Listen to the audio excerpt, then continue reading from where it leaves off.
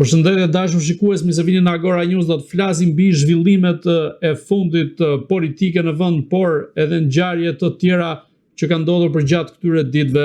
Për t'i trajtuar ato, ne kemi të ftuar avokat Gylsen Zhllima. Zoti Zhllima, përshëndetje. Përshëndetje, faleminderit për ftesën. Zoti Zhllima, do ta nisim me një ngjarje të rëndë e cila ka ndodhur ditën e djeshme, ku është dënuar avokati i njohur Kujtim Cakrani, nisur nga fakti që ju jeni edhe kolegu i tij dhe e njihni edhe më tepër nga afër. Si është gjendja tashmë e zotit Cakrani dhe çfarë po ndodh në këtë rast sa i përket dhunës që është ushtruar ndaj tij? Deri në këtë moment informacioni im është që është jashtë rrezikut për jetën dhe gjendja e tij është e stabilizuar në kuptimin që nuk ka pasur diçka që ka të bëjë me rrezikun e tij, pra duke mos pasur komunikim me njerëzit, pra në kuptimin e të folurit apo të lëvizurit. Duke qenë se jemi në një situatë ku drejtësia vetë dhe politika janë në konflikt me njëra tjetrën, në rastin e kolegut është e sigurt që kjo goditje nuk ishte një goditje individuale, një goditje banale apo një goditje për mosmarrveshje private.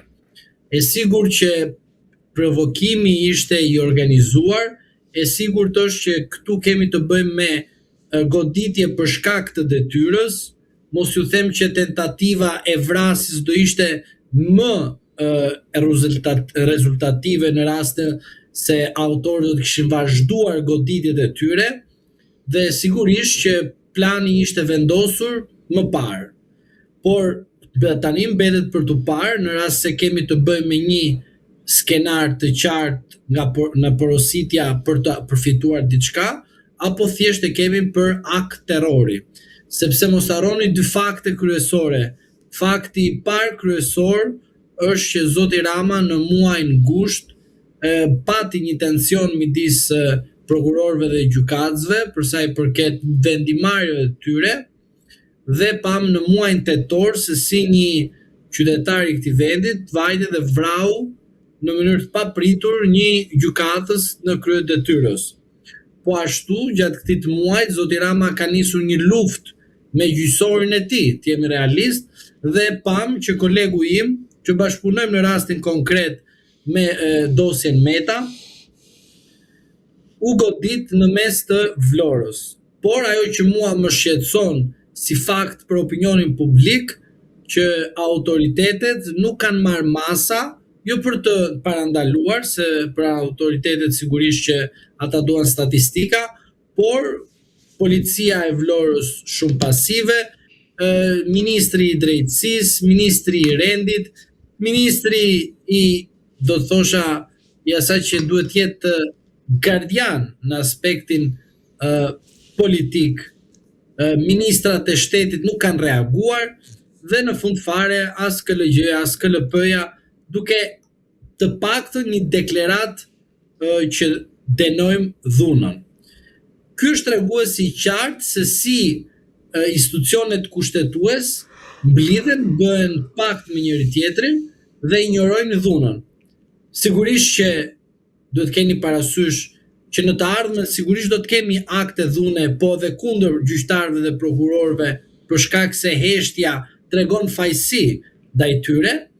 Atëherë duhet presim që do të kemi dhe do të thënë ngjarje të ndryshme, për shkak se reagimi nuk ka qenë i unifikuar. Pra do të thotë, unë bëj një deklarat për të treguar bashkimin kundër dhunës. Nuk e bëj deklaratën për të përgëzuar apo për të qenë pal, ose më mirë për të qenë në krah viktimës. Por duhet në çdo moment akte terrori që kanë perceptim terrorizmi, pra terrori terrorizon. Pra është një akt terrori ndaj shtyllës së drejtësisë. Dhe shtylla e drejtësisë ka brenda saj, duam apo jo, gjykatësin, prokurorin dhe avokatin. Pra janë aktor kryesor në shtyllat e drejtësisë.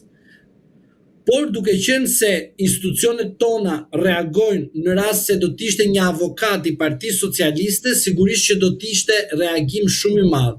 po për shkak se është një avokat i cili ka një dalje publike, ka një qendrim të qartë kundrejt keqeverisjes së vendit. Te jemi realist për këtë gjë, por nuk është me tabel partjake.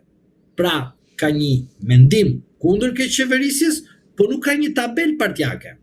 Por ka prezencë politike në artikulimin e tij në publik, për shkak se çdo koment në jetën politike të bën patjetër pjesë e debatit politik që kemi, se nuk quhet dot debat partjak.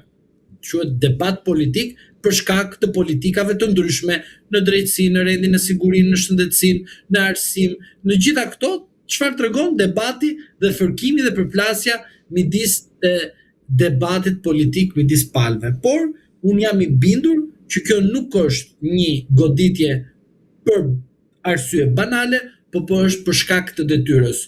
Uroj që të jetë rasti i fundit, por duke parë që institucionet nuk reagojnë, sigurisht uroj që secili prej nesh të marrim masat të duhura, edhe pse jo mos të marrim dhe armë ose thika me leje apo ato që janë të lejueshme, që kush vjen edhe na godet, t'ja japim atje ku e meriton, që të jetë e barabartë, sepse nuk jam midis kësaj që shiko autori sigurisht do ndoshkohet, do bëhet dhe këtë me radhë, dhe unë jam viktima edhe unë do pranoj. Unë dua që në rast sa i merr diçka të marr unë të paktën diçka që të reagoj dhe të jetë e barabartë përplasja, mos jetë disavantazhe dhe ai të përfitoj nga rasti. Pra, ke armë ti, më lejo të marrë edhe unë armë, se nuk është reciproke kjo gjë. Ke diçka ti që do të bësh dëm, po ta bëj edhe unë dëm, e kupton? Sepse pastaj s'do rri unë të merrem tani me familjen tënde në radhë se zgjat shumë situata, zgjat shumë si arkohor thas, jo si mënyrë faktike, sa ajo bëhet, nuk është se nuk bëhet. Por e vërteta është ne si shoqëri duhet të ndërgjegjësohemi. Avokati nuk nxjerr vendime. Interpreton të drejtën. Gjykata nuk nxjerr vendimet sipas legjislacionit që vetë ka normuar. Përmes politikës, ato nga parlamenti, gjykata zbaton ligjet të politikës. Por ajo që unë shikoj është që disa individ duan të mbrojnë Ramën. Patjetër, apo e bën deputet, ju bëj Rama të paktën deputet. T'ju bëj Rama të paktën ministra, dilni në televizor më. Hajdeni aty ballafaqojmë idetë tona. Mos merrni mjetet, mos merrni sende të cilët s'kan vlerë fare. Të cënoni jetën dhe shëndetin e tjetrit. Prandaj them që të paktën të ishte barabartë sulmi. Po jo në këtë situatë që jemi. Prandaj unë them që në fund fare kjo është për shkak të detyrës dhe jo për arsye private. Duke uruar shërim të shpejt zotit Cakarni, do të kalojmë në zhvillime të tjera ku kryefjala e këtyre ditëve është bërë rasti i Belinda Ballukut pas vendimit të gjykatës kushtetuese. Ju si e shikoni reagimin në këtë rast të kryeministit Edi Rama, i cili ditën e sotme ka mbledhur edhe grupin parlamentar në raport me Belinda Ballukun, ku ka edhe një lëvizje të atill teksa shihet që vetë kryeministri dhe vetë mazhoranca mund godasë spakun dhe mund të ndërhyjë në legjislacion në këtë rast për të goditur reformën drejtësi. Pyetja me shumë vend, por dua të bëj vetëm thjesht disa parashtresa dhe të rikujtojmë për shkak se njerëzit kanë hallet e tyre, lajmi të zgjat 3 ditë dhe harrohet gjithçka. Ne së bashku këtu kemi thënë para disa kohësh që Rama do ta përcjell Belinda Ballukun, por me procedurë. Por duhet kemi parasysh procedura zgjat. Procedura nuk është ajo që ne themi u vendos. Por procedura kërkon interpretim. Zoti Rama u bë viktim përsëri me ndihmën e prokurorit të spakut Prençi. Pse zoti Rama u bë viktim? Sepse pikrisht zoti Prençi luajti politikisht.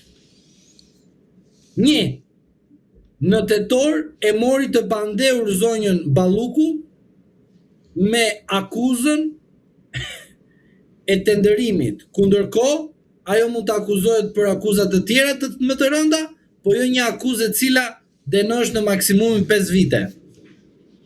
Një kjo, 2. Për sa i përket pjesës së lojës së dytë, zoti Prençi vajti dhe kërkoi pezullim nga detyrat e zonjës së Ballukut, me argumentimin që po të kërkoja heqjen e imunitetit, nuk do ma jepte për shkak se Partia Socialiste ka 83 mandate.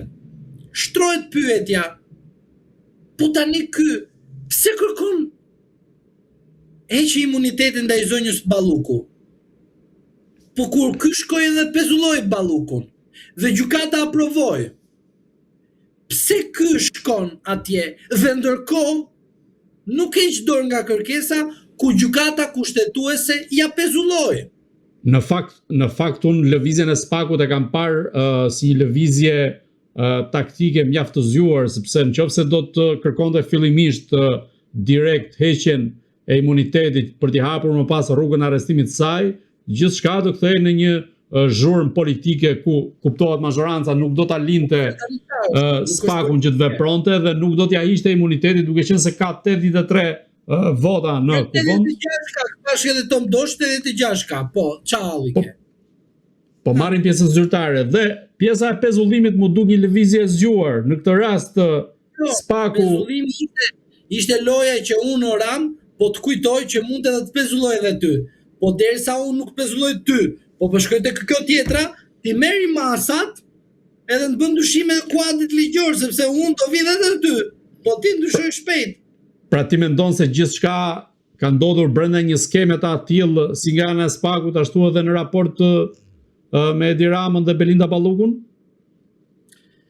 Po patjetër, sepse ne duhet jemi koherent në atë që themi, nuk mund të ndryshojmë ne qasin ton sepse shkoi një prokuror i fuqishëm i plepave një dhe shkoi aty dhe po çfarë bëjnë këta? Nuk po punojnë seriozisht tani sepse nuk mund të ndërmarrësh skema të tilla që bën sikur. Në Republikën e Shqipërisë janë prokurorët 20 shenjtorët e SPAK-ut. Ata shenjtor janë shenjtorët më të mirë. Pse? Se ata tallen me ne dhe ne presim arrestimin e fundit.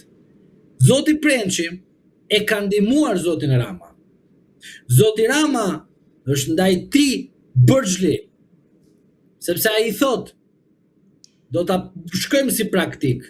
Do shikosh që gjykata kushtetuese për shkak të rrethanave të manastirëve dhe jashtetit që ndërhyn, e sa manastire që janë jashtetit edhe ndërhyn këtu brenda. Mirë, i këtë rrugë Kavajës janë bloka, tu janë gjitha blokë, dhe që ndodh?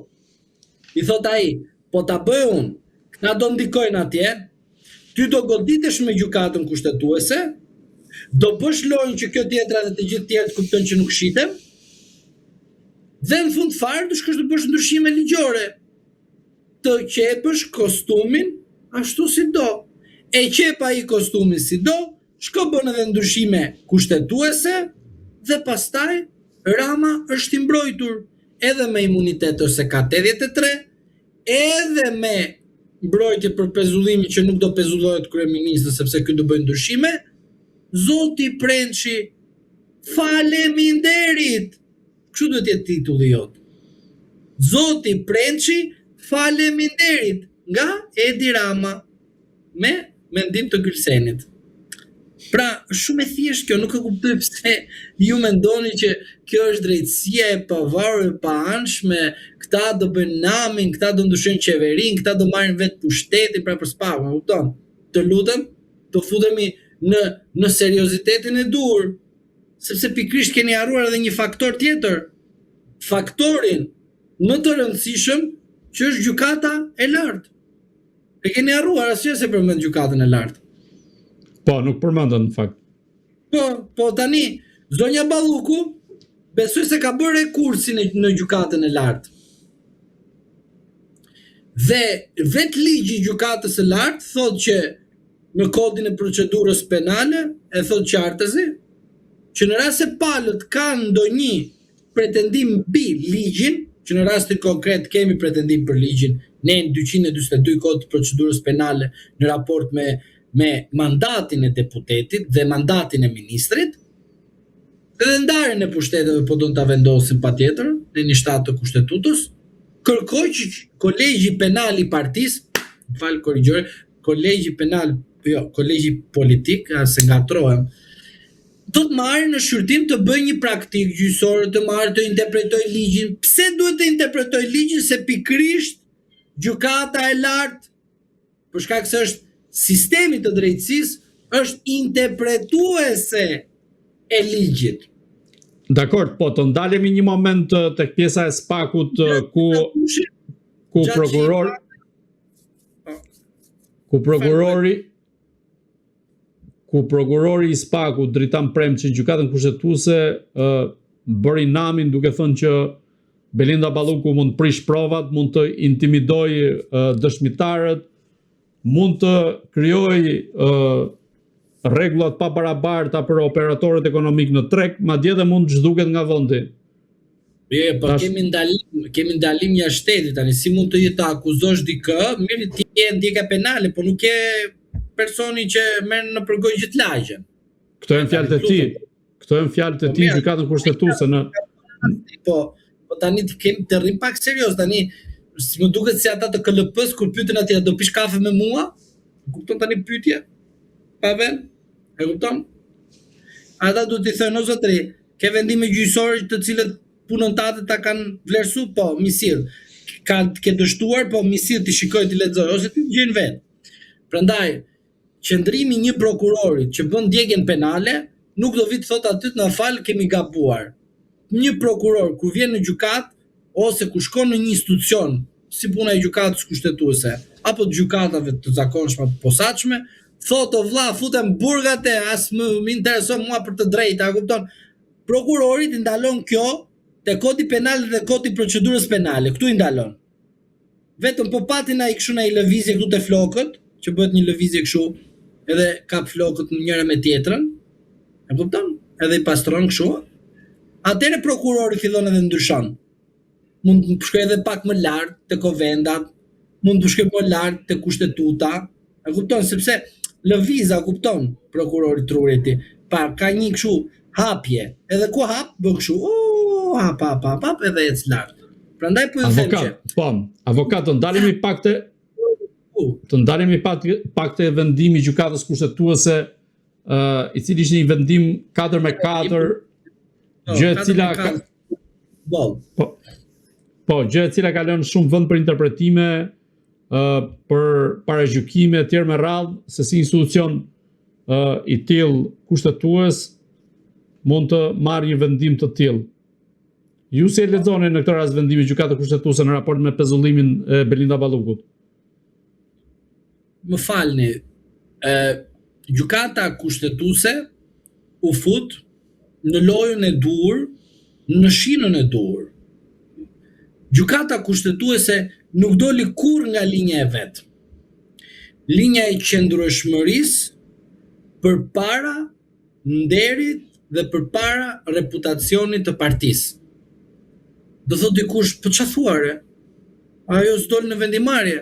Po se pikërisht mos dalja në vendimarrje i jep Ramës mundësi që të dalë në publik dhe të thotë, kjo reform, ashtu siç ka dalë, kjo reform kërkon dyshime. Më fal, edhe unë them, po jam dakord Edvin Rama që kuptove që po kjo reform ishte skandaloze.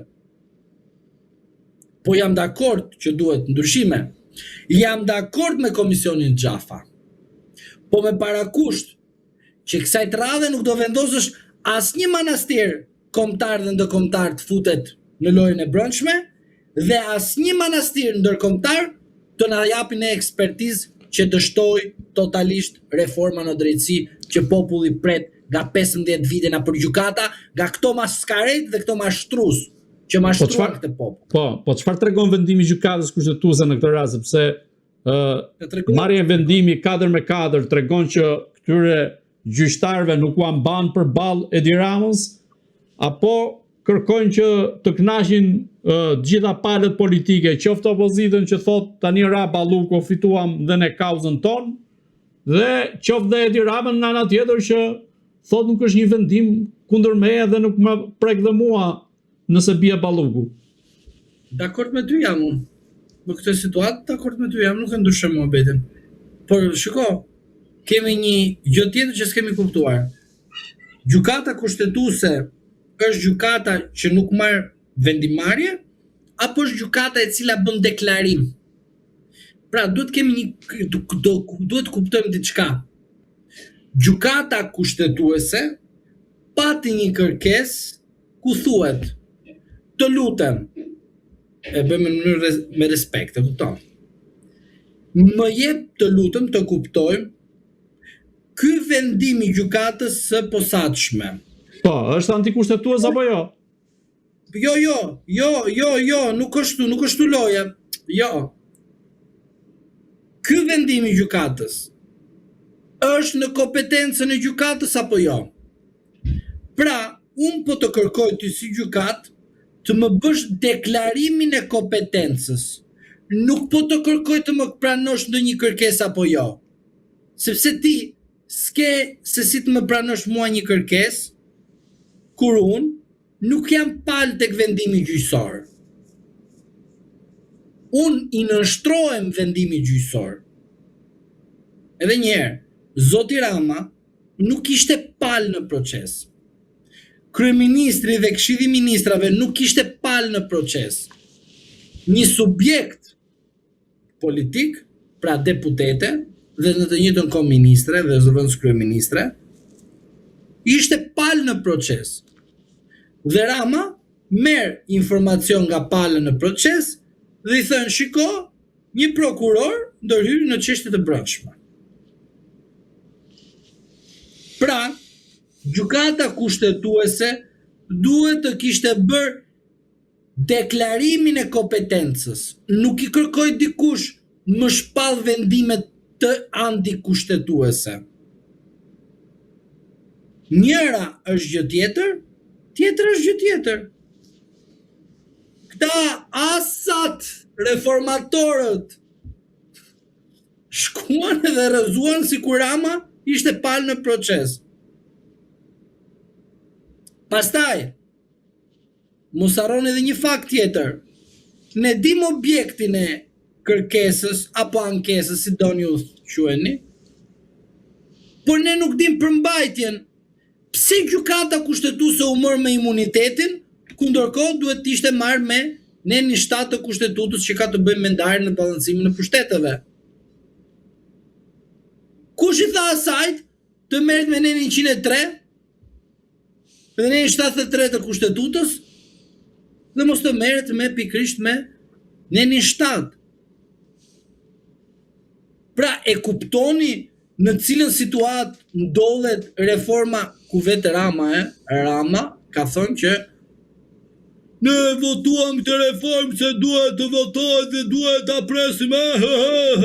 Kupton, pra, në këtë situatë Rama sot shikon atë që ka mbjedhur edhe po e korr. Është shumë e thjeshtë kjo gjë. Nuk ka, ju lutem, asnjë mundësi të mos bijem dakord, se nga të gjitha anët, po ta marrim rastin Balluku, Rama është viktim. Rama si viktim do thotë: "Shiko, ne votuam reformën në drejtësi, po kjo nuk është reformë. Pse kur të vjen flaka te obori jot, zgjohesh? Po, ky është fakt konkret.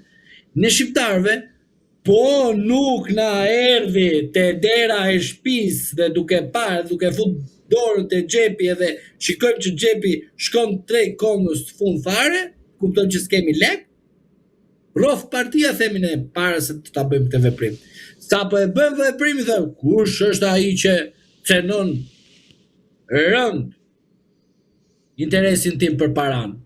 Ndërkohë, qytetarët nuk e shikojnë që nga kjo reformë në drejtësi, që është reforma e padrejtësisë, qytetarët shqiptar presin 100 vjet derisa të dalin drejtësia e vërtet. Edhe ju më thoni mua për vendimin e gjykatës kushtetuese. Kur vetë gjykata kushtetuese nuk ja mbaj të bëjë një deklarim të qartë mbi kompetencën, nuk i kërkoi asnjëherë si ka kërkuar gjykatës kushtetuese të na shfuqizojë diçka, po të shpall kompetencën, të thotë: ky ka të drejtë, ky nuk ka të drejtë. Ky ka të drejtë, ky nuk ka të drejtë. Dhe jo të japi Ramës mundësi që Rama tani t'i thot dhe opozitës, hajde tani në marrëveshje. Pse do t'i thot opozitës, pra Partisë Demokratike? Sepse në fund fare do numrat ai, do shifrat në parlament. 94 nuk e kishte mundësi, po mendimin e Dumanit tani që është prokuror i thjesht, mund të marrë 94. Po. Se di po këtë që ka shku me një manastir i të ndërkombëtar edhe me një raport në recetë dhe thot që ky do të çoj tani Zotin do ta pezulloj. E kupton pse the manastirin, ose tani unë dyshoj që kryeministin tani nuk e pezullon, ndërsa Spaku mund të pezullojë edhe Zotin. Tani në këtë rast, po, në këtë rast çfarë ndodh konkretisht me Belinda Ballukun pas vendimit gjykatës kushtetuese dhe sa do mundet Spaku që të arrijë ta çojë para drejtësisë dhe nga ana tjetër a do e hap rrugën? A do e hap rrugën Kuvendi për t'i hequr imunitetin dhe më pas Spaku të veprojë? Unë nuk dua. Pse? Se dua që Rama të bie në kontradikt në mënyrë të vazhdueshme me ato mashtrime që na ka thënë me vite. Unë e votova reformën Partia Socialiste, nuk bëhet avokati asnjërit, kush do të bëj kështu, do garime. Tani ne kemi pa Ramën dhe avokatin ka bërë, edhe sekserin ka bërë, edhe dashnorin e reformës ka bërë. Pra, unë t'ju them të vërtetën, dua që Rama në fund fare të bëj atë praktikën e fundit, që brenda 3 muajve nuk të marr fare në konsiderat dhe humbet fare fuqi kërkesa jote. Unë po t'isha Rama, apo po të merrte mendim Rama te mua, unë do t'i thoja, merr kërkesën dhe çoja te ku di vet, sepse unë pres gjykatën e lartë. Po, pse? Sepse gjykata e lartë është gjykata e ligjit, më zotëri. Po jo, gjykata kushtetuese. Po mirë, ne besojmë të gjykatat, po. Gjykata kushtetuese u shpreh kështu, unë po pres edhe gjykatën e lartë. Gjykata e lartë, gjykata e ligjit do shprehet mbi kodin e procedurës penale në raport që subjekti është pezulluar. Pra, subjekti zëvendës kryeministër, ministër. Është shumë e qartë kjo. Në këtë rast, po. Drama bëhet deri në fund, se i çon deri në fund ti pse? Se në fund fare tani ndryshojmë rolin pozicion se jam këshilltar, kupton? Të them Gylseni pastaj te Bardhi dhe thot, o Bardhi, ma men që tham që Rama nuk po bën mirë kur thot avokat nuk i bëj askujt edhe në fund fare do bëj avokatin? E ma men njerëzit kur thoshim Belinda do përfundojë si Erioni dhe po pak më ndryshe me procedurë? Po, jemi në këtë fakt. Kur këta nuk na kanë dëgjuar ne, tani ti mos prit që Rama do na dëgjojnë ne tani dhe thot të shqyqyr që folën këta. Jo, ne themi te Komisioni Publik që na ka vlerësuar dhe na vlerëson. Po. Ju falenderojmë jashtë mase dhe ne vazhdojmë në të njëjtën linjë. Ju të keni informacionin e sakt që Rama do përdori të gjitha hallkat që të shpotoj veten e tij nga pezullimi. Pse? Jo se dinte Rama, por se nga prishja e pazareve me njëri tjetrin aty rreth e qark, dolën dhe folën. Sepse më fal, nga ta di dhe unë e Bardhi dhe ju me radh ç'a bëjnë ata në ministri sot për shembull. Nga e dim, se dim. Duhet të flasi dikush nga brenda. Çuna, diçka nuk ndodh mirë aty brenda. Themin, po çfarë është na jep edhe marr informacionin. Pra, duhet kuptojmë që Edi Rama do ta çojë deri në fund. Dhe unë besoj që Rama do ta çojë deri në fund, që të kemi dhe ne të themi ndaj gjë, se po të çojë deri në fund çfarë do mbaroj aty situata, shkoj shkreta në manastirin e Pogradecit tani. Po çfarë në manastirin e Pogradecit më? Po çojmë tek manastiri ndërkombëtar më.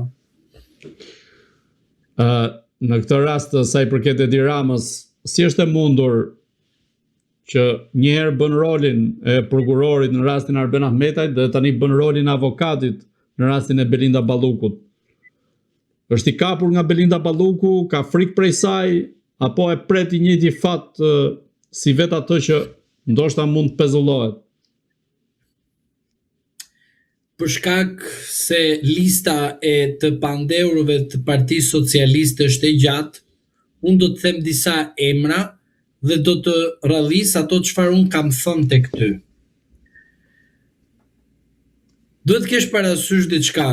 Kur kemi bërë intervistë për grupet kriminale, kur kemi bërë intervistë për punojës policie me grada që janë arrestuar, unë të kam thënë vazhdimisht prezumimin e pafajësisë dhe nuk besoj në statistika.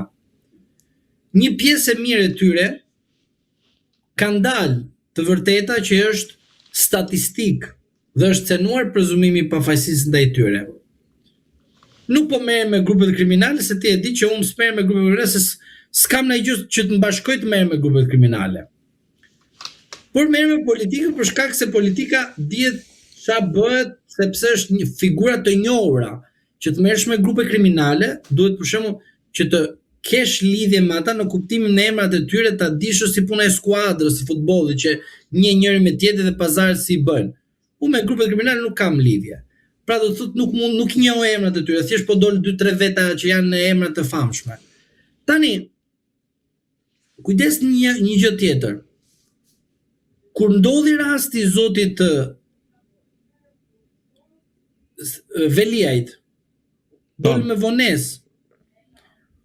Kur doli rasti i zotit Berisha, unë mbajta qëndrim çfarë është spaku.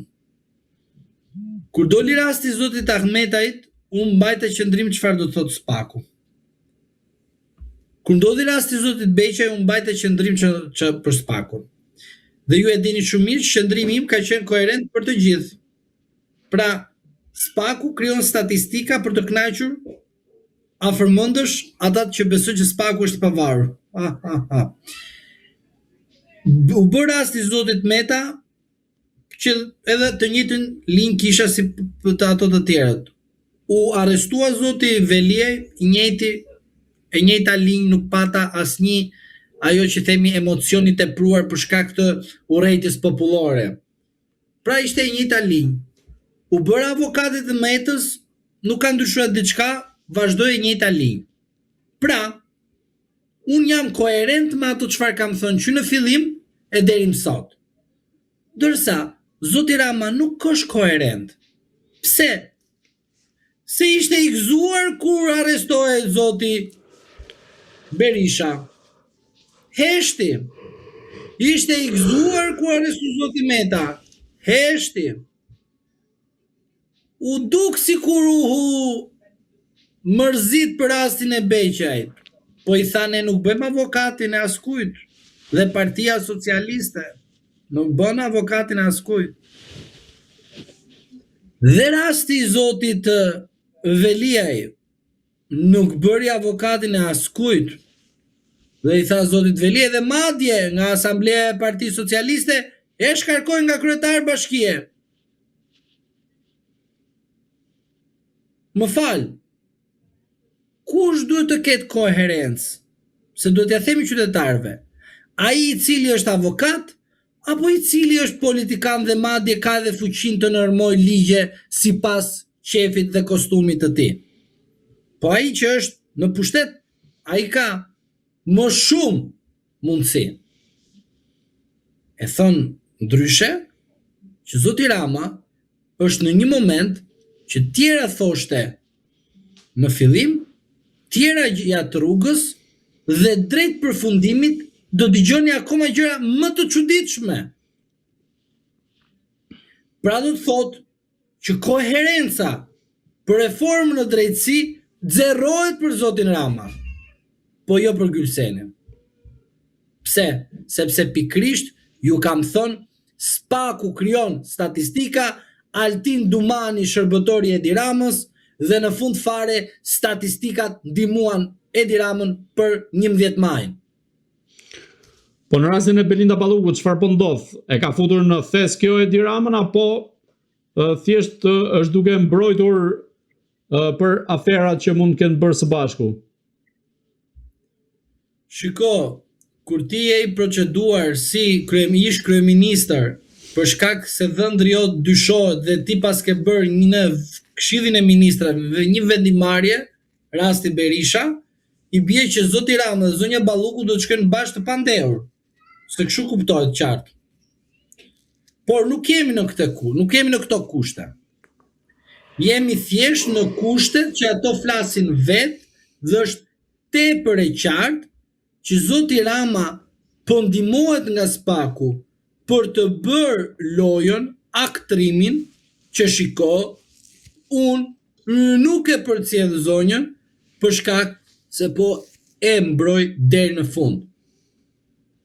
Edhe një herë, nuk kam qenë unë edhe ti në Këshillin e Ministrave. Ka qenë Edi Rama dhe ajo në Këshillin e Ministrave. Ajo dhe Edi Rama ka folur, ai edhe ajo ka folur vazhdimisht me njëri tjetrin në telefon dhe jo unë edhe ti me Edi Ramën apo me Belindën. Pra, e thon qartë tek qytetarët që sigurisht që njëri do të mbrojë tjetrin. Në rast se janë në rrezik, pse? Tradhtia e brendshme është më rrezikshme se tradhtia e jashtme. Pse? Se ti tek tradhtia e brendshme nuk e kupton tradhtarin. Ta fut o shoku o ortaku. Se kupton, e kupton me vonesë. Ndërsa ai që është përtej oborrit tënd dhe atë që ti e kontrollon, armiku i jashtëm është më i shëndetshëm. E di pse? Se ai të paktën të thotë të vërtetën. Pavarësisht se të urren apo nuk të don apo të kritikon. Po të thot, po shiko, mo besnik ke atë të cilën e ke armikun e jashtëm. Nuk kupton? Se sa shokun dhe ortakun. Se në të dyja rastet ky ti di dobësit. Dërsa ai atje nuk ti di të gjitha dobësit. Mund të dëgjoj, po përsëri duhet ta kuptoj. Dhe ai që të ndihmon më shumë, që mund të jesh armik me te, është ai që është jashtë. E kuptove këtë, e besoj. Po, se ka edhe mënyrë njerëzore edhe politike. Ma e me këtë. Jo shoku, jo ortaku, por ai që ke përballë. Të ndalemi pak te pjesa e reagimit të kryeministit Edi Rama, i cili ka shkruar në rrjetin social X, pra në ish Twitterin, se zakonisht çështjet e nxehta aty shkruan, jo në Facebook dhe në Instagram, se ka hallin e komenteve. Jo, e di pse, nuk është kjo e vërteta. Sepse Rama, po kjo është pra. Me dëgjoj pak më mirë. Rama ka një stil komunikimi. Komunikimi kur është brenda Shqipërisë për një gjë shumë sensitive, komunikon në X. Pse? Që ta dëgjojnë ndërkombëtarët që ai ka në X. Ajo është një pjesa kryesore, më beso mua se kam ndjekur për vitesh, është kjo, pikërisht kjo. Çështjet e nxehta i shkruan në Twitter, pra në rrjetin social X, në mënyrë që njerëzit mos e komentojnë dhe mos përplaset me ta, e kupton? Dhe kjo është arsye kryesore, sepse nuk e duron dot pjesën e reagimit. Miratohet, vazhdo. Se e them më poshtë, mos ke merak. Vazhdo ti. Tani të lexojmë pak pjesën e reagimit që ka bërë vetë kryeministri Edi Rama. Dhe thotë që 3 konkluzione nga mbledhja e grupit parlamentar pas mos vendimit të gjykatës kushtetuese dhe rivendosjes së pezullimit të ministres nga 1. Funksionet e padelegueshme kushtetuese, nga ai i antarit të qeverisë tek ai presidentit të Republikës dhe jo vetëm, nuk mund të pezullohen kurrësi nga askush duke u nisur nga një emër i përveçëm, sepse pezullimi paralizon funksionin pra institucionin që ai drejton. Pra ka hallin se ngel posti i zëvendës kryeministres pa Belinda Ballukun. Edhe s'ka si t'ia bësh Shqipëria pastaj. Nisur edhe nga leximi i deklaratës publike të gjykatës kushtetuese ku të gjithë anëtarët e trupës shfaqen unanim lidhur me problemin por ndahen te rrugëzidhja, grupi parlamentar socialist do të angazhohet për zgjidhjen përmes ndërhyrjes në legjislacion. Pra është ajo që thatë dhe ju pak më parë që do të rras dhe opozitën dhe të filloj pastaj këto manovrat për ndërhyrë në legjislacionin e reformës drejtësi.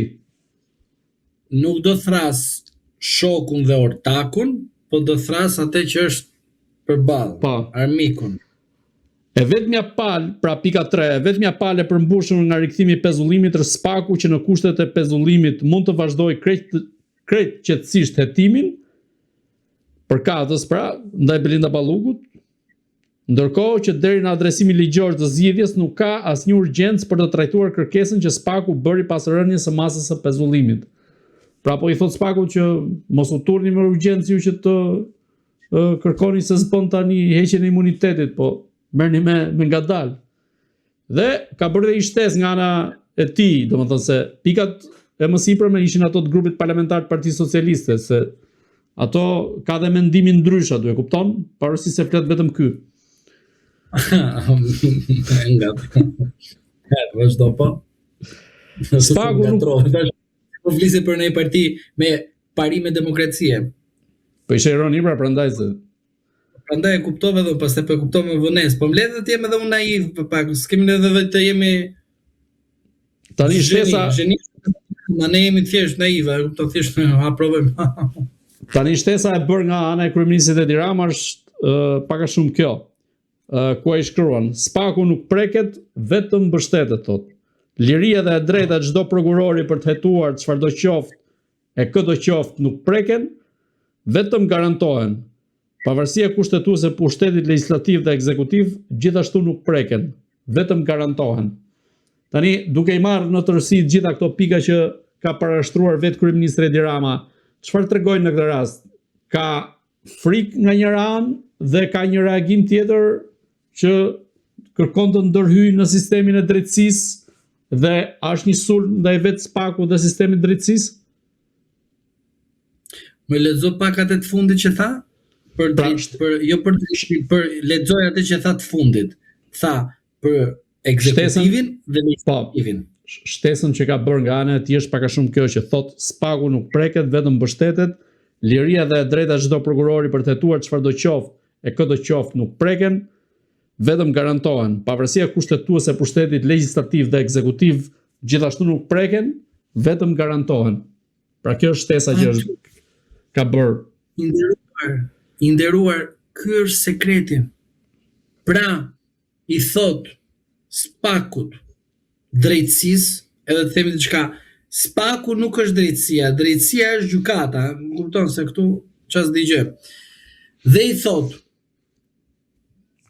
ligjvënësi 1 edhe 2 kush ekzekutivi garantohen. Nuk preken, mbrohen dhe fuqizohen. E kupton çfarë do të thotë kjo? Rama po fuqizon pushtetin rreth tij, duke i treguar qartësi spakut dhe drejtësisë së tij të re, vendosni çfarë do doni, vepron dhe duke thonë në të njëjtën kohë, në të njëjtën mënyrë, ekzekutivin e kam unë, legjislativin e kam unë, sepse nga të dyja anët, unë çfarë kam fituar në mënyrë të paparë në 11 maj. Tani, a quhet fitim? A quhet vjedhje? Unë nuk jam për të gjykuar. Por unë them faktin konkret që ai është akoma në pushtet. Tani, Rama don t'i tregoj jo vetëm spakut, por edhe faktorit ndërkombëtar që unë qeveris në këtë vend dhe nuk qeveris në ju. Ju kërkoj ndjes, por marrëdhënia jonë për sa i përket reformës në drejtësi ka mbaruar në 2025. Dhe pse ka mbaruar në 2025?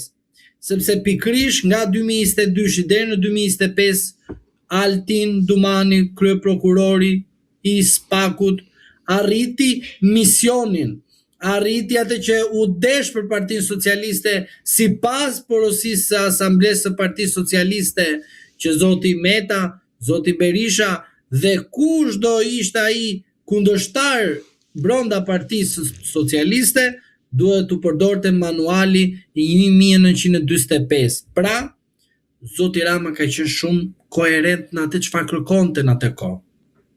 Dhe prandaj sot spakut i thot forcimi më shumë pushtetit ekzekutiv dhe pushtetit legjislativ, të cilin aktualisht e kam të gjithë unë. Dhe nesër unë midis këty pushteteve nxjerr një ligj dhe them arrestohet për statistik Altin Dumani, gjyqësori duhet ta zbatoj. Pra nuk kemi më atë që themi kapjen direkte të drejtësisë nga Edi Rama përmes influencës, por kemi të bëjmë me pikrisht atë që themi dhe s'duhet të ishte ndodhur kurrë përmes hapësirës legjislative absolute që Rama të kap çfarë? Drejtësinë. Pra, i nderuar për qytetarët që na ndjekin, ne i themi Zoti Rama e ka kapur drejtësinë. Thjesht këto janë lojra, janë filma që ju të thoni është edhe një huaj që ndërhyn. Por Rama e përdor këtë për të thënë që duhet forcojmë edhe më shumë pushtetin e tij. Dhe si bëhet pushteti i tij?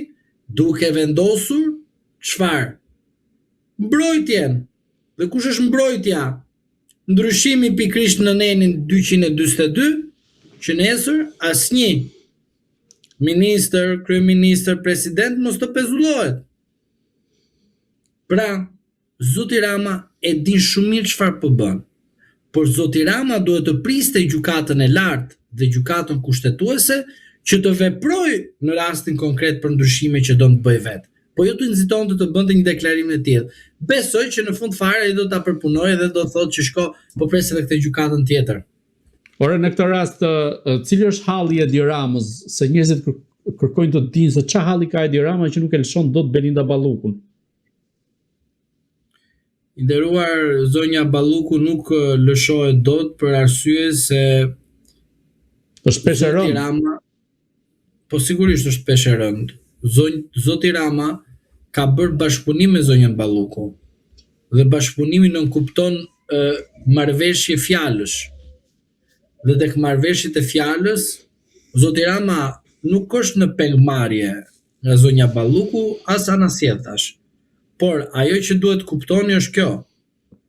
Zonja Balluku është ajo e cila pas 2021 ka mbajtur pothuajse të gjithë përgjegjësinë politike si për Partinë Socialiste ashtu edhe për qeverisjen e vendit, pavarësisht se është qeverisje si në Partinë Socialiste ashtu edhe në qeveri. Por ajo që unë dua të them tek ju është që Zoti Rama nuk don të përdor më Republikën e prokurorëve, sepse ka arritur misionin e tij. E falenderoj Zotin Dumani se i dha shpatën. Arriti Zoti Dumani dhe futi të gjithë në burg që ishte në favor të Zotit Rama dhe sot ju çfarë keni? Zotin Rama të kënaqur edhe i thot nga 1 janari 2026 kryeprokurorit të ri, i cili momentalisht mund të jetë me një manastir ndërkombëtar për të marrë porositë e tjera për të arritur majën edhe ai, si ky tjetër që arrinti majën me thënjza ndërkohë kërkon bodyguard ta shoqërojnë. Dhe tani këtu duhet kuptoni diçka. Që Zoti Rama në aspektin politik është shumë koherent me veten e tij, me veten e tij. Çfarë? I thot Belindës, Belind, unë çova deri në fund. Belind, në rast se ty të marrin si Maduro, se kam fajin unë. Fajin e ke ti. Unë e zaurova të gjitha ato që kisha mundësi. Tani është përgjegjësia jote të pranosh ndoshkimin.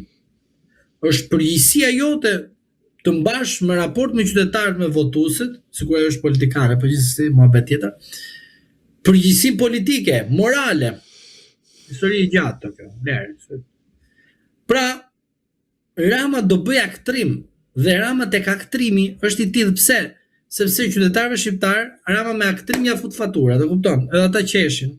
Edhe pastaj vi fatura. Po çfarë do bëjnë ata? Njëri emigron, tjetri thotë ky vend s'bëhet, ai se pagu fare faturën. Pra, kjo është situata.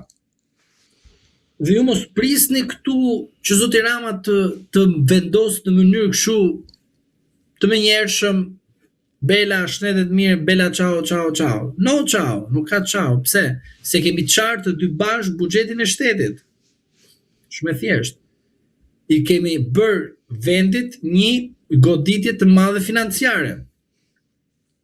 Dhe kur vendi do të jetë drejt një goditje të madhe financiare, ju jam i bindur që Rama do thotë vëlla, hajdeni tani edhe ju armiqtë e jashtëm të fillojmë edhe të punojmë për Shqipërinë, sepse Shqipëria ka nevojë për shkak se fajin e Kasaliut. Kuptoni se në situatë jemi. Pra, këtu duhet kuptojmë bashkarisht si shoqëri, Partia Socialiste nuk është në nivelin e dur, sepse është e drejtuar nga njerëz të gabuar.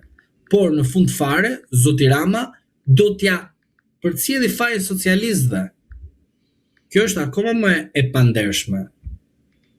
Por ajo është edhe e ndershme nga ana tjetër, sepse socialistët çfarë kanë heshtur, kanë pranuar veprimtaritë kriminale, kanë pranuar që SPAK-u do të jetë ajo që duhet të ishte, po është diçka tjetër që është në favor të Partisë Komuniste, të asaj kohe. Dhe sot Partia Socialiste është partia e cila trashëgon mentalitetet dhe manualet të Partisë së Punës. Pra, socialistët duhet kuptojnë që zoti Rama e lëshon zonjën Balluku sipas procedurave që Partia e Punës bënte ndaj shokëve dhe ortakëve që kishte rreth vetes dhe pastaj i çonte atje ku e din vetë qytetarët shqiptar.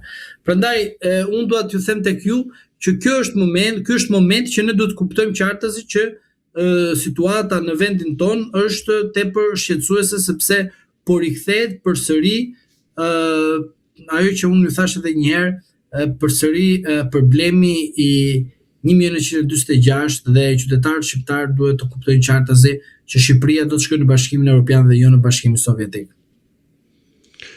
Ndërkohë nga ana tjetër, Komisioni Evropian ka kërkuar që kuvendit i hapë rrugë SPAK-ut për të vepruar në mënyrë që të hiqet imunitetit dhe pas SPAK-ut të arrestoj Belinda Ballukun. Ju si mendoni, a ndodhet Edi Rama në një presion të Bashkimit Evropian sa i përket procesit të integrimit nga njëra anë dhe problemeve që i dalin nga ana tjetër, më saktë skandaleve, se janë super skandale, dhe a ka një ultimatum nga Bashkimi Evropian që do të duhet që kuvendit i hapë rrugën SPAK-ut për të arrestuar Belinda Ballukun? Shiko, duhet kemi parasysh që Bashkimi Evropian nuk është një institucion i imponues ligjor, por është një institucion i cili imponohet përmes direktivave dhe gjobave në rast se shtetet nuk zbatojnë atë që duhet të zbatojnë. Këtu në këto momente Shqipërinë e kemi për të qenë anëtare duke plotësuar disa kushte.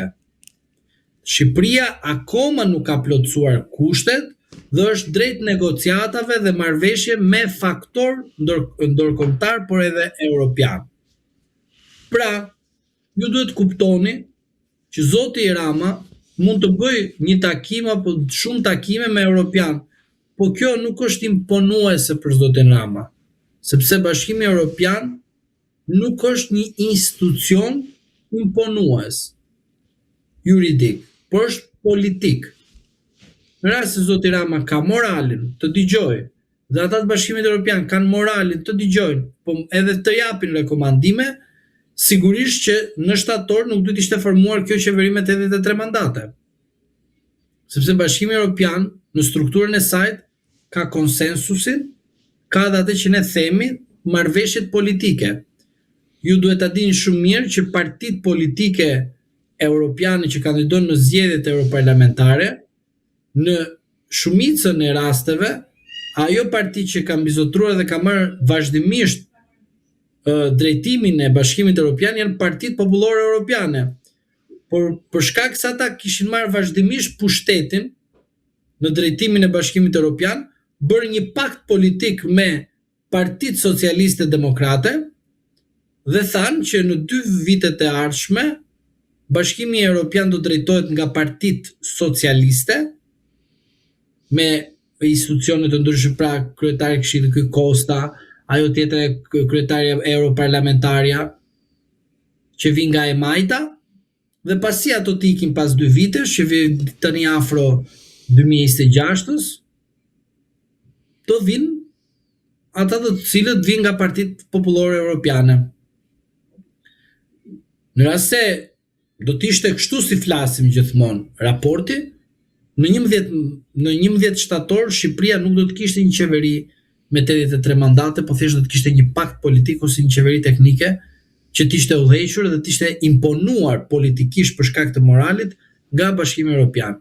Zoti Rama mund të takojë dhe mund të flasi për hapjen e negociatave, për marrëveshje, por dua ta keni parasysh dhe ta dini, sepse unë nuk them gjëra të cilat nuk ndodhin dhe do ndodhin, Bashkimi Evropian nuk të merr si parti politike, të merr si kombë, të merr si Shqipëri. Që do të thotë, zoti Rama nuk po integron në Bashkimin Evropian Partinë Socialiste, por përpiqej të integrojë Shqipërinë, Prandaj unë do t'ju them që politika jon duhet kuptoj që përmes një marrëveshje politike mund të shkojmë në një qeveri teknike që të jetë imponuese nga ndërkombëtarët për shkak të rezultatit të 11 majit. Avokat, sa i përket sulmeve që kryeministri Edi Rama ka ndërmarrë kundrejt drejtësisë dhe konkretisht në mënyrë indirekte ndaj SPAK-ut në rastin e Belinda Ballukut, a mendoni se po përpiqet që përmes Fatmir Xhafajt të fusë në sistemin e drejtësisë, pra sistemin e ri drejtësisë, korrigjimet që i mendojnë ata, duke qenë se para disa ditësh Fatmir Xhafaj kishte paraqitur kërkesë për të qenë në SPAK dhe në GKKO, por që u refuzua. Atëre, edhe njerë po e ritheksoj për dëgjuesit tanë që të kuptojnë koherencën time që kam folë për ndryshime patjetër kushtetuese dhe ligjore për sa i përket SPAK-ut. Nuk mundet një institucion siç është SPAK-u të vetë kontrollohet, të vetë veproj, të vetë hetohet, kur kemi të bëjmë me dyshime të funksionarëve të vetë SPAK-ut. Tani flasim shqip. Mirë, nuk flasim në gjuhë tuaj. I vetmi institucion në Republikën e Shqipërisë që nuk mund ta hetoj asnjë tjetër është vetëm SPAK-u. Pra, nesër lajthit një prokuror dhe shitet tek serbët. Nga do ta mësoj unë? Si do ta arrestoj unë prokuror që është i shitur te rusët? Si do ta mësoj unë në rast se është shitur tek kinezët? Si mund ta di unë që ai prokuror nuk abuzon sepse ka marrë lek nga një kundërshtar politik që të filloj të arrestoj majtës djathës edhe merr lek përmes gruas, vjerës, dashnorit, dashnores edhe me radhë. Si do ta di unë? Pra, Komisioni Xhafa kërkohet dhe është një detyrim kombëtar, do të thoja, po kërkon një pakt kombëtar, kërkon një marrëveshje kombëtare midis partive politike që janë në parlament, jo me mua dhe, kupton? Që të ndalojmë këtë rrjedhje. Si ka mundësi që ne ta denoncojmë dhe ta hetoj prokurori SPAK-ut? Ja më jepni ju lutem një rrugëzidhje. Prokurorin kolegun e vet që kanë bashkëpunuar duke kalbur tjetër në burg. Më jepni ju lutem një rrugëzidhje. Po lej tani kontrolli godinave, këto janë show politike. Por zotri, të del tjetër që është spion dhe don të bëjë destabilitet politik dhe fillon edhe pezullon dhe arreston të gjithë politikanët shqiptar. Do thot dikush ndodh, nuk ndodh. Unë i ka thonë, ndodh. S'është i shitur ai. E ka ble, e kanë mbajtur me peng marrje, e kanë marrë me video, me çfarë duash ti. Nga do ta dim ne që këta prokurorë dhe gjykatës posaçëm janë në të vërtetë të pavarur, të paanshëm. Kush do të jetë autoriteti që ata duhet i kontrollojnë në aspektin profesional? Pra, autoriteti që duhet t'i mbikëqyr jo nga pikpamja morale, por nga pikpamja reale. Pra, këta individ janë të pavarur apo janë të shitur? Sepse unë nuk bie dakord me këtë që këta që kanë 20 shenjtor që kanë ardhur nga plepat 1, se i pastruam ne nga vetingu, dhe këta të cilit ishin emëruar politikisht nga vetingu, këta që kanë shenjtor dhe këta tjerët që kanë shenjtor nga SPAK-u. Sepse nuk ka mundësi që statistika e korrupsionit të ketë kaq shumë lart dhe këta të cilët pas janë futur nga këta të djallëzuar, këta të këtu që kanë të shenjtor të SPAK-ut. Nuk ka mundësi, diçka nuk shkon mirë. Prandaj Komisioni Xhafa për mua duhet të veproj, duhet të vazhdoj, por me parakushtin që po doli në një konkluzion të shkojmë në referendum popullor dhe përgjegjësia politike të shpërndajë të qytetarët shqiptar. dhe mos të bëhet më gabimi I famshëm, u mblodhën 3 koka në një zyrë dhe mblodhën 140 deputet në parlament dhe votuam reformën e dështimit. Pra, në rast se duam të jemi objektiv, në rast se duam të jemi subjektiv që fajin e ka ai, jo kështu, jo amerikani, jo erdhi kjo te, o Donald Lu dhe kështu me radhë, u mbasëm topin. Avokat, kalojmë pak te pjesa e rastit të Erion Veliajt, ku gjykata e posaçme kundër korrupsionit dhe krimit të organizuar ka miratuar kërkesën e SPAK-ut dhe ka vendosur dërgimin në gjyq të Veliajt, bashkëshortes së tij Ajola Xozës, deputetes Klotida Bushka si dhe 10 persona dhe subjekte të tjera, teksa Veliaj akuzohet për korrupsion pasiv, pastrim parash, fshehje pasurie dhe shpërdorim detyre, si dhe lidhur me përfitimet parregullta nga kompani private dhe organizata jo fitimprurëse. Ndërsa të pandërmit të tjerë akuzohen për korrupsion aktiv, pastrim parash, fshehje të ardhurash dhe vepra të tjera penale. Në këtë rast, çfarë po ndodh me Erion Veliajin teksa për pak ditë bëhen gati 1 vit nga arrestimi I tij? Zoti Veliaj është tradhtuar nga partia e tij dhe nga shokët dhe ortakët e tij politik dhe jo vetëm. Sigurisht, Zoti Veliaj ka bërë gabime të pafalshme. Zoti Veliaj nuk bëri paktin e duhur që të ndihmonte veten e tij, të ndihmonte jetën e tij politike në vend dhe bëri paktin më të gabuar duke bashkëpunuar me Zotin Rama. Zoti Veliaj ishte nga figurat të cilët sigurisht ishte drejt drejtimi të marrës së Partisë Socialiste, po nga gabimi fatal që këta të cilët janë në pozicione të tilla nuk dëgjojnë për shkak se janë kaq shumë naiv në aspektin e të menduarit, sepse dinakria është e tillë që mbizotron. Zoti Veliaj mendoi se të tjerët do të ja alenin karriken dhe ai do të merrte atë që ne themi pushtetin. Por unë mendoj se Zoti Veliaj gaboi duke besuar zonjën Jurikim. Nuk mund ta dim momentalisht për shkak se Zoti Veliaj është në burg, por në një moment kur Zoti Veliaj të dali prej burgu, besoj se mund të rrehet tek opinioni publik që goditjen e hongri nga zonja Jurikim, e cila u dukej në pamjen e jashtme sikur donte terren për bashkëpunoj me të vjetrën që quhet Edi Rama. Zoti Veliaj jetoi brenda një kurthi, brenda familjes politike dhe diplomatike që ai ëndronte që ndërkombëtarët do ta investonin kaq shumë dhe do ta bënin kryeministër të Shqipërisë. Por për fat të keq që bërën burgaxhiun e Shqipërisë. A ka gjasa që Veliaj të rikthehet? A ka gjasa tashmë që Veliaj të rikthehet në politikë dhe të garoj për të qenë kryeministër I vendit? Shiko, unë kur nuk kam qenë person që kam dashur të interpretoj sipas mendimit tim emocional, por më lejon të them diçka që është jo emocionale. Në rast se Zoti Veliaj nuk del deri me datën 1 shtator 2026, Zoti Veliaj karrierën e tij politike e ka të përfunduar sepse në maj të 2027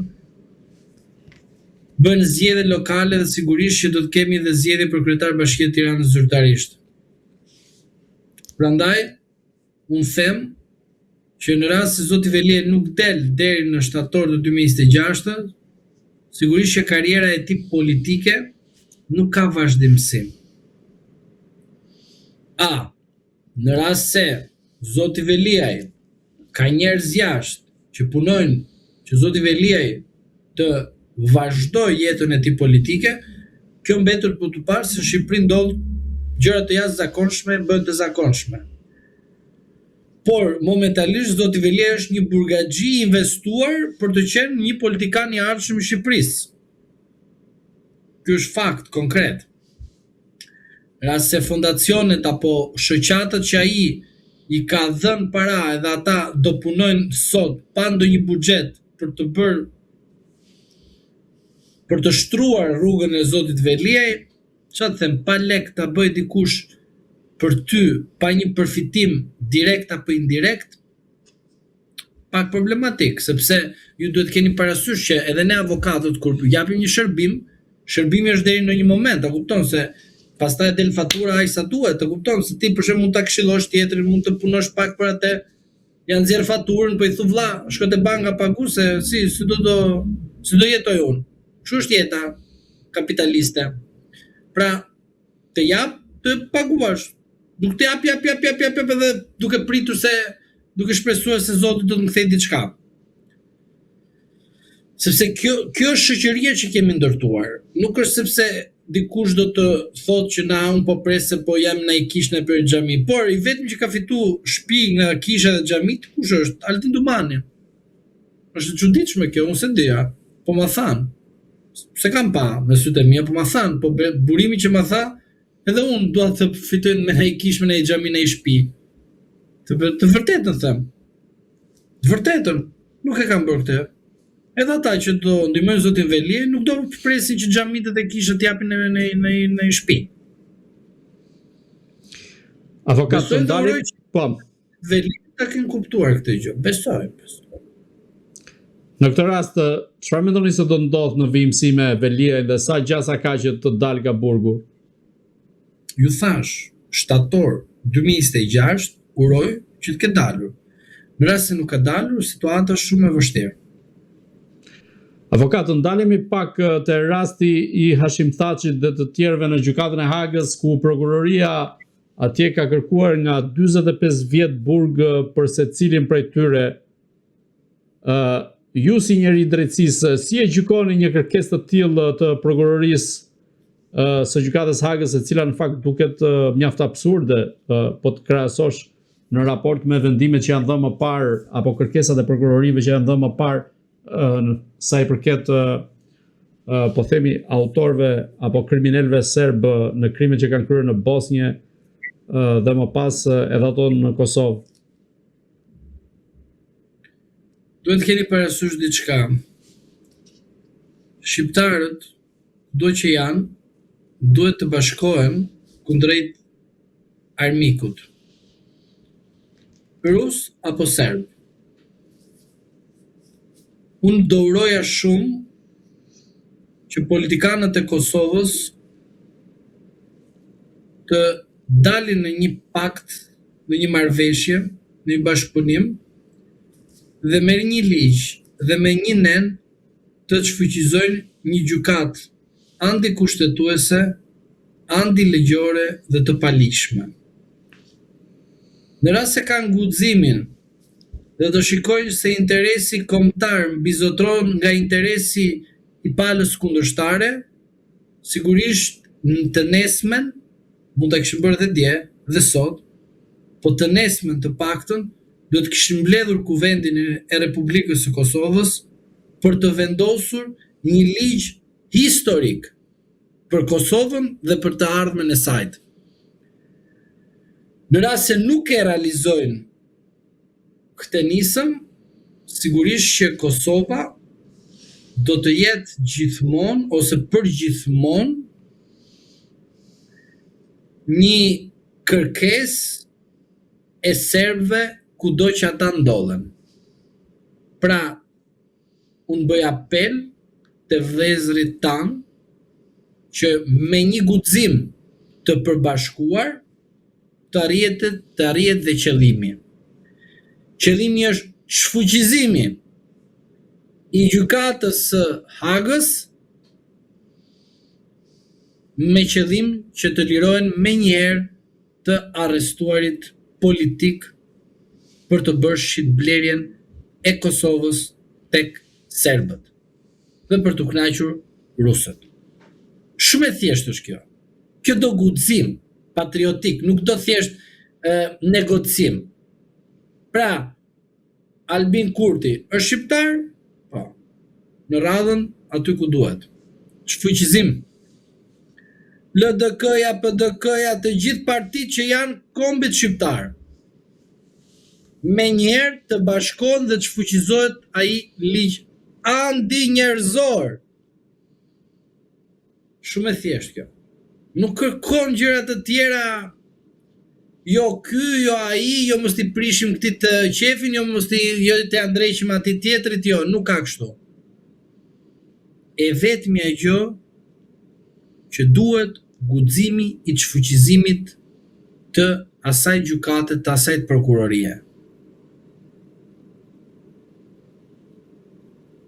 Të ndalemi pak pikërisht të kjo që jemi duke biseduar aktualisht sa i përket kërkesës së prokurorisë ndaj Thaçit dhe të tjerëve, gjë për cilën ka reaguar edhe kryeministri Edi Rama, por në një formë paksa çuditshme, dhe do t'ua lexoj reagimin e tij. Është një reagim që është bërë para pak minutash, ku thotë që më pyesin mish nga Prishtina pse nuk po shprehesh për mikun tënd që sot u ngarkua me 45 vjet burg në pretencën e prokurorisë së Hagës. Nuk po shprehem dot pasi ende po mundohem ta gjej ku buron filli logjik që ka ndjekur prokuroria për të dalë me kërkesën për varrosje për së gjalli të 4 burrave dhe sikur ndonjëherë fjalët nuk më vinë në ndihmë për të shprehur. Ndjes më duhet kohë ta gëlltis gjitha të mal. E ka thonë që nxorri sot ajo prokurori në zemër të Europës demokratike.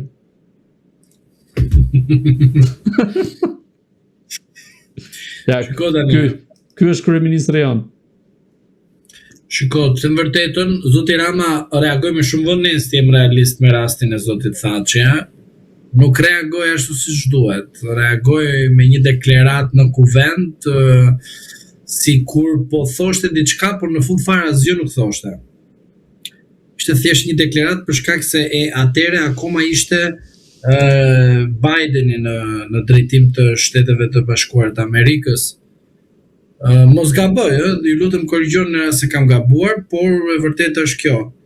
Pastaj, rasti tjetër që zoti Rama sot del me një deklaratë të tillë, zoti Rama nuk ka qenë kur personi që duhet garantonte Kosovës çdo përkraje të mundshme. Zoti Rama bëri konflikt me të çdo politikan të Kosovës në çdo moment. Pra, në ato moment që ai s'kishte pse t'u përfshinte në debat me zotin Kurti, u përfshinte, me zotin Haradinaj u përfshinte, me zotin Thaçi me pak kështu delikates. Po, pra, zoti Rama tani të dalet të bëjë një deklaratë të tillë është thjesht për të kënaqur vëllezërit tanë kosovar, të cilët kënaqen kur bëjmë ne një deklaratë për Kosovën dhe për të mbrojtur ata të cilët janë të arrestuar në mënyrë të palishëm.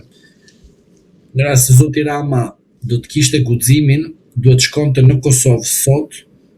Ky do të kishte bërë që dje, por në Kosovë sot dhe ti mblidhte dhe thoshte shiko, unë sot jam i sigurt që në kodin tuaj penal quhet ndikimi palishëm për shkak të republikës, se jemi dy republika të ndryshme, po unë pranoj të bëj burg në Kosovë, po ju lutem të çfuqizojmë ligjin më andi historik për Kosovën.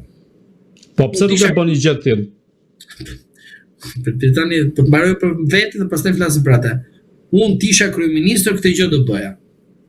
Dhe do ta bëj edhe publikisht, dhe të më arrestonin aty dhe do të fusja në burg aty të rija edhe 10 vjet, se kisha problem. Por Rama nuk e bën për shkak se situata që është përfshi Rama vet është e tillë. Pra Rama ka lejuar veten e tij të futet në këtë situatë të tillë. Nuk është se Rama ka qenë që në fillim mbrojtësi. Ka lënë të zhvillojnë ngjarjet dhe ka pritur të reagojë si njeriu që po guxon, po vepron. Se po të kishim në një ushtrim të pavarur nga NATO, ne mund të shonim ushtrin ton në Kosovë. Po, pavarësisht se je në NATO, po ti konfliktin po hapë me Serbinë, Serbia nuk është në NATO. Apo është, se për Rama mund të jetë, për Ramën mund të jetë në NATO. Po. Po ne nuk është, pra, çojmë ne nga Shqipëria ushtar, përfshi edhe veten tonë, patjetër pse jo, të dalim garant dhe të themi, po zotri, e çfuqizojmë gjykatën posaçme atë speciale apo gjykatën speciale dhe ndihmojmë vëllezërit tanë. Shumë e thjeshtë kjo. Po nuk bë tani që ka kaluar, ka dalë ajo ka shpalla as ajo vetë se ndi çka ka thënë, por gjithsesi 45 vite burkim. I thot aty të rri këtu edhe vdis këtu, i thot. Kupton tani ku kemi arritur. Reagimi duhet të jetë i menjëhershëm në momentin e duhur. Sa i përket reagimeve, si mendoni pse nuk ka reaguar kryeministri i Kosovës Albin Kurti, përjashto këtu vetëm Vjosa Osmani, pra presidenti i Kosovës, e cila ka pasur një reagim, po themi sa për të larë gojen në këtë rast. Sepse shiko, zoti Kurti, për mendimin tim, nuk dua të shprehem, sepse sigurisht që do të ketë reagime, do të bënte një mbledhje të partive politike dhe mos bëj gropën Kosovës duke bërë Kosovën si një vend fajtor, ku ndërkohë Kosova s'ka lidhje pa fajsi, por është e pafajshme dhe ata të cilët kanë qenë në atë ushtri që ka dhënë nderin Kosovës, duhet të paktën të reagonte në mënyrë jo deklarative. Se ama të bëjnë deklaratë aty nga mes deri darkë dhe sa djali mirë është kë. Në mënyrë praktike. Pra, veproj pa tjetër. Veproj në harmoni të interesit kombëtar. Sepse Kosova është interes kombëtar. Nuk është interes lokal. Pra, përfshi Shqipërinë. Jemi një kombë. Prandaj quhet diferenca kombi nga shtetësia. Ai tani kur ti bësh një filozofi të kuptoj ç'është komb, ç'është shtetësia. Mirë, traditat i ka kombi, nuk i ka shtetësia. Se për shembull ti je në shtetas, pra jeti me kombësi shqiptare, mund të kesh edhe shtetësi, pra ke edhe shtetësi shqiptare, por mund të kesh edhe një shtetësi tjetër. Po ti nuk i bie që ti, po ke shtetësin tjetër, i bie që e kombi tjetër. Po jo, kombësia është e nënës, pra aty ku ke lindur. Origjina. Pra, origjina nuk kupton nënën. Nëna Shqipëri, nëna kështu e kupton me radhë. Po ku ta kuptoj? Ku ta kuptoj Kurti? Po vit. Me po e kuptoj, po e lan ta kuptoj. Kuptoj, besoj se kuptuan njerëzit, s'ka nevojë tani të bëjnë një interpretim tjetër. Ti mund të jesh patriot, e kupton? Po, tani ta tundësh flamurin sipas interesit edhe të pengojnë ta tundësh pastaj aty ku duhet, aty do ta tundësh me guxim, jo kështu ta tundësh sepse duhet të shfaqësh patriotët e tjerët. Kështu e mendoj unë. Për kaq për Kurtin tani, po pres. Kurtin edhe pastaj do reagoj. Zoti Zhlima, unë ju falenderoj për gjitha mendimet dhe analizën këtu në Agora News. Edhe unë ju falenderoj për ftesën. Të dashur shikues, bashkë do shihemi në intervista tjera, por mos harroni të bëni subscribe në kanalin tonë në YouTube.